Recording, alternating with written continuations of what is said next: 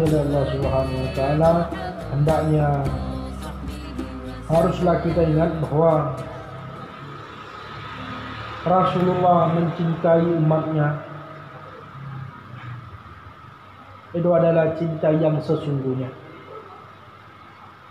Rasulullah telah berkorban untuk umatnya, atau Rasulullah telah berkorban untuk kita semua. Apa pengorbanan Rasulullah? Memberikan kita syafaat. Itu pengorbanan Rasulullah, yang dimana malaikat-malaikat di saat itu semua marah kepada Rasulullah dan berkata kepada Rasulullah, "Ya Rasulullah, kenapa engkau menyelamatkan hamba itu? Padahal di dunia dia tidak mau beribadah kepada Tuhan, bahkan tidak mau berselawat kepadamu, dan kenapa kamu masih menyelamatkan ya Rasul?" Itu yang dikatakan oleh malaikat kepada Rasulullah. Apa jawab Rasulullah? Dia umat. Hal itu yang dijawab oleh Rasulullah, dan itulah pengorbanan yang besar dari Rasulullah. Bahkan kita pun tidak bisa membalas dengan kebaikan yang kita lakukan di dunia ini, dengan segala hal yang baik yang kita lakukan di dunia, tidak bisa menyetarai pengorbanan Rasulullah kepada kita semua. Nah, cobalah kita lihat dan cobalah kita merenung betapa sayangnya Rasulullah kepada kita, yang dimana beliau tetap menyelamatkan kita walaupun kita dalam keadaan hina, dalam keadaan kotor, bahkan dalam keadaan berbuat dosa, beliau tetap menyelamatkan kita. Jangan pernah kita mencuekkan Rasulullah, jangan pernah kita berolok-olok kepada Rasulullah, dan jangan pernah kita menganggap hal ini enteng atau hal ini biasa-biasa saja.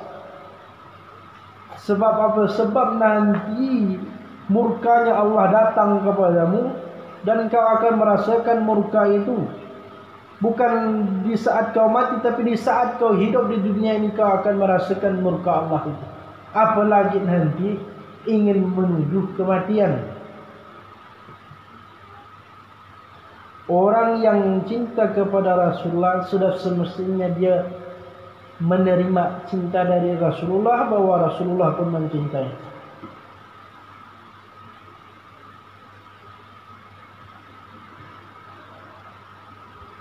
Buatlah Rasulullah itu bahagia, dan buatlah Rasulullah itu senang kepada kita, terutama kita senangkan Rasulullah, kita bahagiakan Rasulullah dari perbuatan kita sehari-hari, dari lisan kita, dan juga dari pandangan kita. Terkadang lisan kita dan pandangan kita, bahkan perbuatan kita, itu telah membuat Rasulullah benci kepada kita.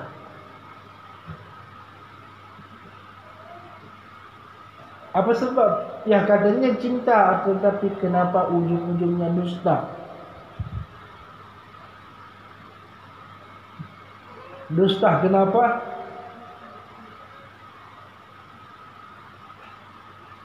Karena kita di saat ini, ya, atau semua jamaah, kenapa kita dusta? Karena engkau menganggap Rasulullah itu tidak ada. Itu sebabnya. Kalau engkau menganggap Rasulullah itu ada, engkau tidak akan berani berbuat dusta kepadanya. Nah, sudah dirasakan? Belum satu pun jamaah kita merasakannya. Belum satu pun. Maka semuanya berbuat dusta. Sebab apa? Sebab dia tidak merasakan bahwa Rasulullah itu ada. Coba dia merasakan bahwa Rasulullah itu ada dan hadir di dalam kehidupannya sehari-hari, maka dia tidak berani berbuat dusta.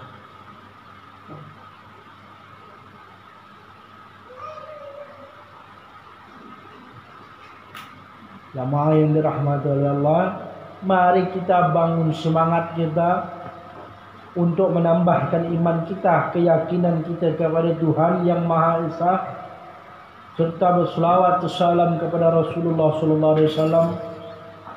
Karena sosok orang yang berselawat kepada Rasulullah, sosok itu akan dilihat oleh Rasulullah, sosok itu akan dilihat wajahnya. Bahkan akan dicari-cari nanti oleh Rasulullah seseorang yang berselawat. Dengan apa? Dengan hati yang bahagia. Dengan apa lagi? Dengan wajah yang tersenyum. Dengan apa? Dengan tidak ada perolok-olokan di dalam berselawat. Maka dia akan dicari oleh Rasulullah. Ingat, kita ada pemimpin kita yang memimpin seluruh alam ini ialah Rasulullah sallallahu alaihi wasallam. Kalau hubunganmu dengan Rasulullah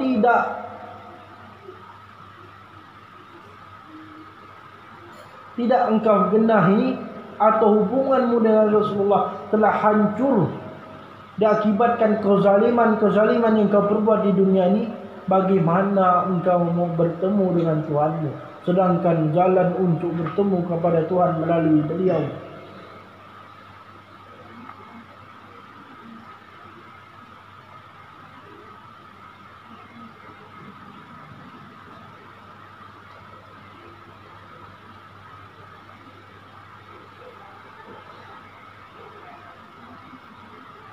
Jadi poin kita di malam hari ini, belajarlah merasakan adanya Rasulullah, maka kalian tidak akan pernah mendustakan Rasulullah. Itu poin. Bagaimana caranya? Ini yang terpenting, bagaimana caranya. Selawatlah kalian bukan karena kalian terpaksa. Bagaimana orang yang terpaksa dalam selawat? Padahal selawat yang Allah jadikan itu adalah selawat yang dilantunkan oleh orang-orang yang berhati mulia, yang senang dan gemar terhadap selawat.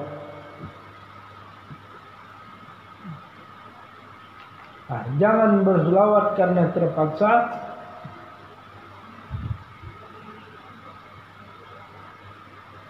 Karena sifat terpaksa ini salah satu sifat tercela.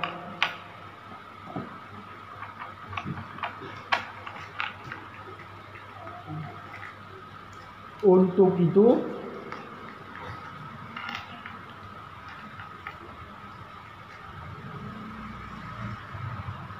tata caranya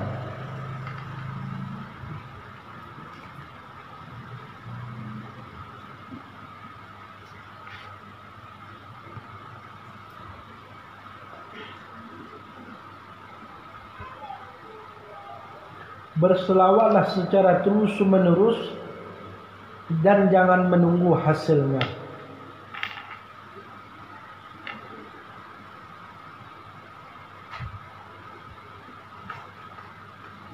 Karena apa? Karena ketika orang yang berselawat dan menunggu hasil daripada selawat itu menumbuhkan apa?